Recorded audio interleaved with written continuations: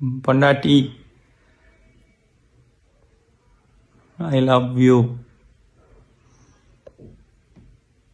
நீ என் லைஃப்பில் வந்ததுக்கப்புறம் நான் ரொம்ப ரொம்ப ஹாப்பியாக இருக்கேன், எனர்ஜியாக இருக்கேன். கடவுள் கொடுத்த கிஃப்ட் நீ எனக்கு. எப்போ உன்னை ஹாப்பியாக பார்த்துக்கணும். I love you. ரெடி ஆகிட்டான், போயிட்டு சாப்பிட்டுட்டு ஆஃபீஸ் போகிறேன். இன்னைக்கு ஃபுல் டே ஆஃபீஸ் தான். பெல்ட் போட்டேன். இன்னைக்கு இந்த பெல்ட் போட்டிருக்கேன். ஷூஸ் போட்டுக்கிறேன். பெடிக்யூர் பண்ணதுனால சாக்ஸ் போட்டு ஷூ போட்டுக்கிறேன்.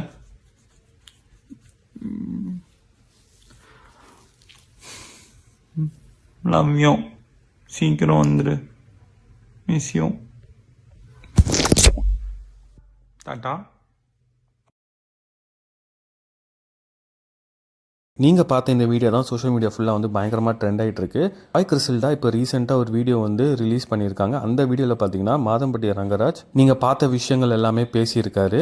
ஜாய் கிறிசல்டா இந்த வீடியோ அப்லோட் பண்ணிட்ட அப்புறமா சில விஷயங்கள்னு சொல்லியிருக்காங்க அவங்களோட இன்ஸ்டாகிராம் அக்கௌண்ட்டில். அவங்க என்ன சொல்லியிருந்தாங்கன்னா, புருஷா டிஎன்ஏ டெஸ்ட் எடுக்க தைரியம் இல்லையா அப்படின்னு சொல்லியிருக்காங்க. ஏன்னா ரீசெண்டாக பார்த்தீங்கன்னா மாதம்பட்டி ரங்கராஜ் நான் டிஎன்ஏ டெஸ்ட் எடுக்க தயார் அப்படின்னு சொல்லியிருந்தாரு.